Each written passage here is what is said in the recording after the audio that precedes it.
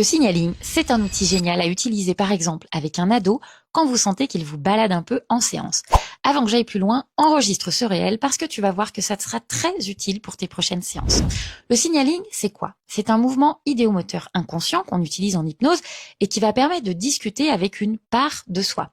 Alors quand on sent qu'on tourne un peu en rond avec nos questions, que l'ado nous raconte ce qu'il a envie, bref, il n'est pas très engagé dans ce qu'on lui propose, on va pouvoir lui dire, bon tiens, je te propose un truc. On va demander à la partie de toi, tu sais, celle qui crée ton problème, quel qu'il soit d'ailleurs, j'ai pas besoin de savoir de quoi on parle, de se manifester en faisant bouger un de tes doigts. Vous devez vraiment être convaincu que ça va se produire parce que c'est la clé pour que ça fonctionne. Tout réside dans votre posture. Pendant ce temps, vous pouvez continuer à discuter tranquillement et quand le doigt bouge, vous pourrez dire, tiens, regarde, la partie de toi qui crée ton problème, elle est OK pour parler avec nous. Ça te dit de savoir ce qu'elle en pense?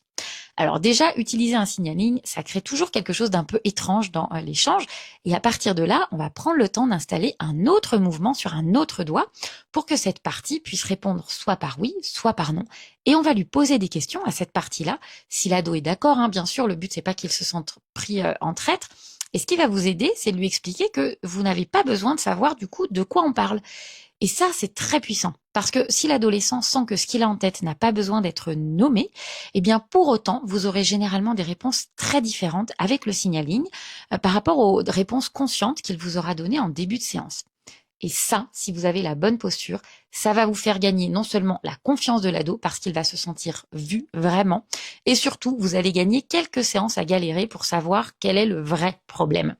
Tout ça, je l'explique en détail dans la spécialisation hypnose enfance et famille.